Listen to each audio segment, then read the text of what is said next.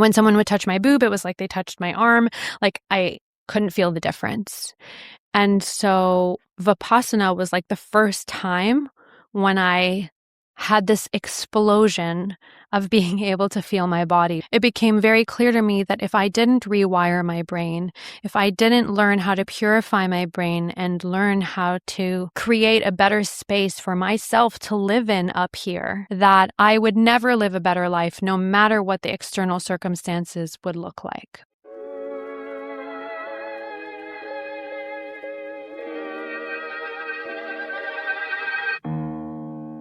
Welcome to the Human OS, the show where we upgrade the software running your life. The bugs, the loops, the survival strategies you thought were your personality, we're rewriting them. My name is STORRY with 2 R's. I'm a multidisciplinary artist, singer, survivor, and anthropologist at heart, obsessed with how humans actually work. So today we're going to be talking about meditation and my favorite type of meditation, which is called Vipassana.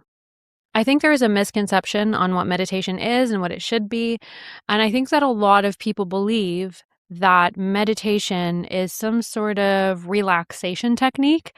But the way that I perceive it is that meditation is actually mental surgery. You are literally rewiring your brain to become stronger, more efficient, more focused. When you go to a Vipassana course for 10 days, it is hard work. It is definitely going to challenge you on so many levels. I think people think that meditation is almost like this passive thing, and meditation for me has become a practice and an exercise and a purification of my mind. It is active versus passive.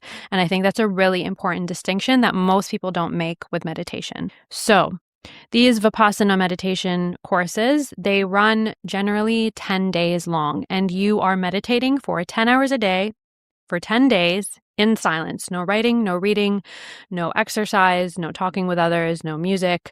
A lot of people are afraid about the length of time, and I would say to you, do not be afraid of 10 days. When you have finished it, it will not have felt like 10 days. You'll just be in the now, and it'll be over. And you will have done something really difficult, but really beneficial for yourself. A lot of people say to me also, well, if I have 10 days off, then I would rather go on vacation. And I would argue that after I've had vacations, I feel relaxed for maybe about a week after, but then it dissolves and I'm back in the real world. Whereas with Vipassana, if you keep up with your meditations, after those 10 days, you can be in that relaxed, beautiful state of mind for like months after. So I always choose Vipassana first. There's a reason I keep going back. The hardest thing about going to one of these retreats is not the silence. It's not even sitting for 10 hours a day to meditate. It's actually how you feel about others and feeling like everybody else is doing it so much better than you. They seem so poised, they seem so relaxed, and you're just like, am I even doing this right? Letting go of that is a practice of its own. Letting go of feeling like everyone's doing it better. I mean, by the end of my first course, I remember everybody saying that they couldn't wait to leave. And yet when I looked out at the class, because I was at the back of the class, everybody looked so perfect and so still and so poised. Don't let that fool you. So my first retreat was after I came back from India, and I was still suffering from a lot of health issues. I had PTSD, but I didn't know I had PTSD. And actually, there's an episode on my PTSD, so definitely have a listen to that if you haven't already. But I was struggling with a lot of nervous system issues and regulation and hormonal issues. I was still a really numb person. I had numbed my body. Because when I was being trafficked, I was working at the strip club and I was completely sober. So I wasn't drinking, I wasn't doing any drugs, and I wasn't able to numb myself with these substances. And because I didn't want to feel what people were doing, eventually my brain numbed itself on its own. But after I left that scenario, I still couldn't feel my body. When someone would touch my boob, it was like they touched my arm. Like I couldn't feel the difference. And so Vipassana was like the first time when I had this explosion of being able to feel my body. And so in many ways, my first experience with Vipassana being so explosive, so visceral, I healed so many things in my life through that 10-day experience. But because I was so elated by these sensations, I didn't keep up with my practice. It wasn't a grounded tool that then was able to sustain my life for years to come. And to say that it was life-changing would be an understatement. I would say it was probably one of the most impactful experiences of my entire life. And I have done some incredible and crazy and scary things, and it was amazing. Doing a Vipassana is when I really realized that we are living 99.9% of our lives in our minds. We are not living them outside in the world like we think. Things aren't just happening to us and we're miserable because of that, but rather everything that we are experiencing is how we are processing it in our brains. With awareness and observation, we have the choice on how we can respond to the external world. And that gives us the ultimate power, an internal power and internal mastery.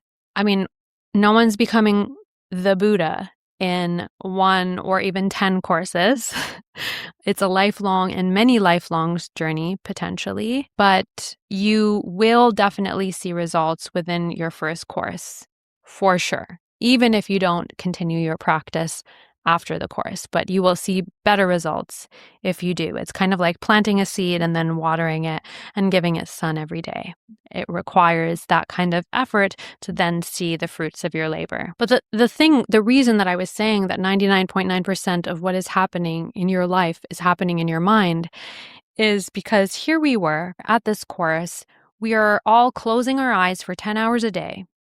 We are then closing our eyes again to sleep for 6.5 hours a day, and then maybe even some naps in between, and then eating. That's pretty much all we're doing. And yet, every single one of us there is living a completely different experience. We are all on our own roller coaster rides. We are crying, we are laughing, we're angry, we want to leave, all of the things, and nothing's happening. Nothing is happening. So, what does that say about our state, about who we are as human beings and how we operate? It became very clear to me that if I didn't rewire my brain, if I didn't learn how to purify my brain and learn how to create a better space for myself to live in up here, that I would never live a better life no matter what the external circumstances would look like. My brain's default was always to sadness or anger or victim mode, and I didn't want to live in that space anymore. And Vipassana taught me how not to. So a few years later, I decided to do my second Vipassana course. It's the same course, 10 days, exact same teachings, but now I was in a different place in my life. I had done some therapies, some EMDR, DBR. I had done years of Codependence Anonymous and was in a really loving relationship. And so I was in a much better place. My nervous system had regulated. And so now I was in this course and I was able to really be present for the teachings. So it was really grounding. And I left with a lot of really practical tools the second time around. It really did feel like a different course. There were a few things I had remembered, but really felt like a whole different experience.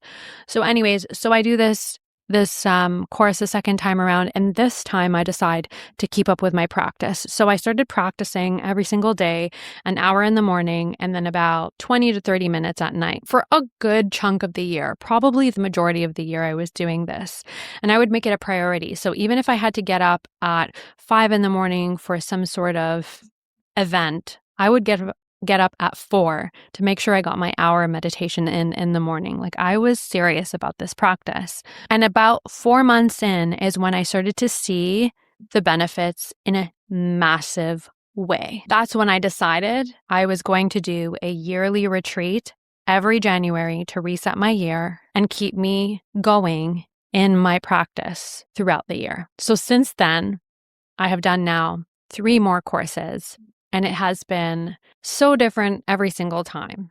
I would say my last retreat was probably the hardest, which is really interesting because you start to build these expectations about yourself, like you're supposed to get better at meditation. Yeah, it was really, really hard, but always very, very insightful.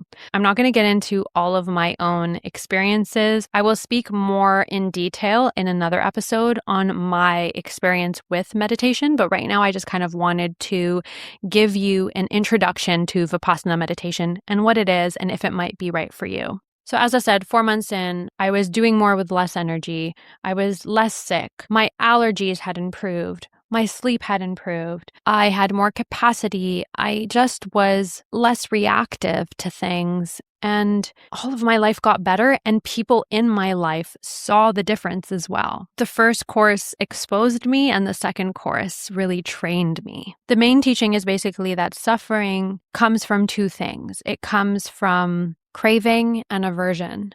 So either really, really wanting something, really wanting it so much that if you don't get it, you get upset, or an aversion to something, fear of something, pushing something away from you.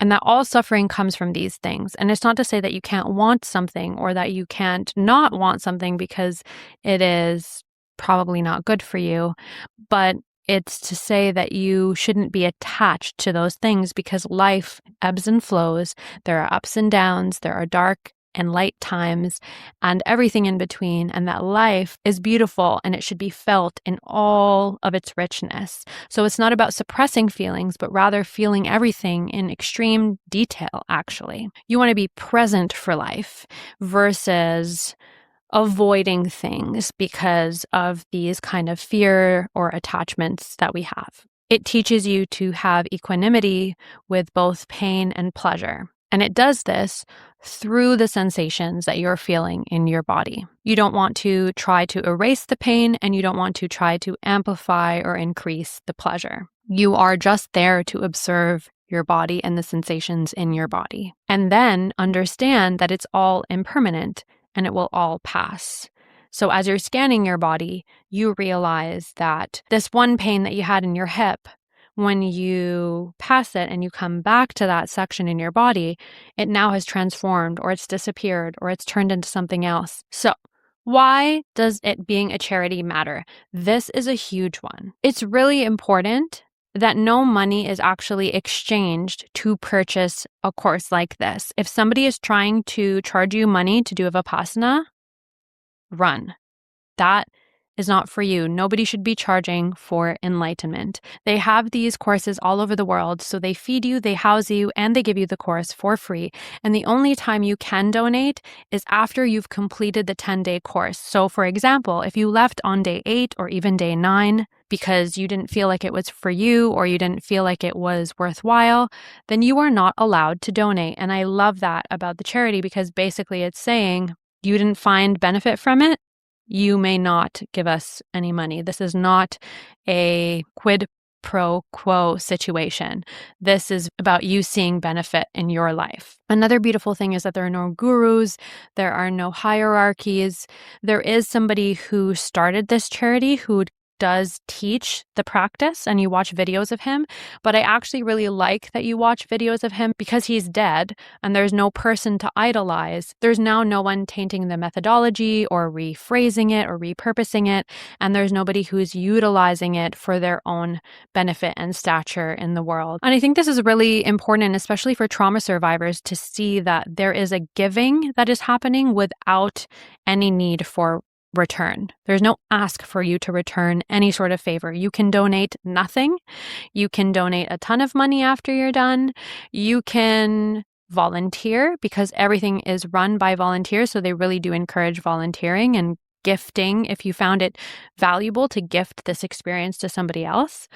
But that is all. And the main reason that I think that this works so well, because, I have a lot of friends and I give a lot of people advice on how to heal from trauma. And a lot of times people can't afford therapy.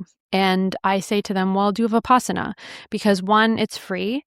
And two, it kind of removes the idea that you can potentially get a bad therapist, because this isn't about somebody telling you how to be or who to be or what the problem is. It's rather just teaching you the tools to discover yourself, to discover the universe of you, to discover the universe within you that will then translate into the outside world. So that's why I particularly love Vipassana, because it's not trying to alter reality, whereas some other meditations might be trying to alter reality. They might be trying to tell you to breathe harder or focus on an image or whatever the case is to kind of alter your state. But with Vipassana, you are really learning to sit with reality as it is and learn how to become equanimous with it. And it's really strengthening your mind. If you're using meditation to bypass or escape life, that is not what Vipassana is about. Vipassana really is about you wanting to improve yourself so that you can improve the world and shine your light. What you don't want meditation to be is some sort of identity to you. Meditation should not become a performance, something that makes you feel like you're better than people. When I first started doing meditation, I felt like I had to be good at meditation in order to prove my worth in the world. And there's no way to do a good meditation or a bad meditation. If you are practicing in the ways that they teach you to practice, that is all you are supposed to do. And you are doing it right. You are taking the path. You are taking the steps on the path. If you turn meditation into a final goal, then you're missing the point. So what is the structure of the days? Your days start at 4 a.m. I normally would go to bed at like 3, 4 in the morning because I used to work at the strip club. And then after I worked at the strip club, I was performing on stages, and so I'd be out super late. So always doing a Vipassana is quite the opposite schedule for me, and I'm always like half asleep the first 3 days. But the first 3 days, you're learning Anapana, which is basically how to observe your breath, the natural breath. And those 3 days are just there to sharpen your mind in order for you to actually learn the technique of Vipassana on day 4. So day 4 is when you learn Vipassana and the actual technique of that meditation. And then throughout the rest of the week, that's when you're deepening that understanding and that practice up until the 10th day. So on the 10th day is the only day that you do not have to be silent. That's when you get to speak to everyone again, and it's kind of like a recalibration day before you get back out into the real world again. I understand why it's 10 days.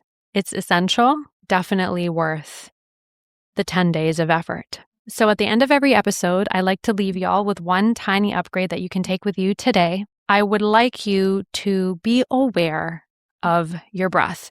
It's actually really difficult to be able to be aware of your breath without altering it. I find that I start to breathe a little bit heavier or a little bit longer breaths when I'm focusing on my breath. But just try your very best for your breathing to be as natural and as calm as possible. Close your eyes and try to just focus on the area from right in between your eyes and the triangle all the way down around just above your upper lip. And just that area, you want to focus. Try not to think about any other feelings that are happening anywhere else in your body. Just try to focus on that narrow area. And observe whether the breath is coming in or out, if it's coming in from one nostril or another nostril or both nostrils, and just observe the breath. And you can try to do this for up to 1 minute without having other thoughts coming in. And that's a really great way to sharpen your brain. And it's kind of what you do in the first 3 days of the Vipassana meditation retreat in order to sharpen your brain before you start to learn the Vipassana meditation technique. So I hope that's helpful. Thank you all so much for joining me on the Human OS. I'm going to do an additional episode on Vipassana and how it actually affected me and my health personally, but I wanted to introduce you to the technique first.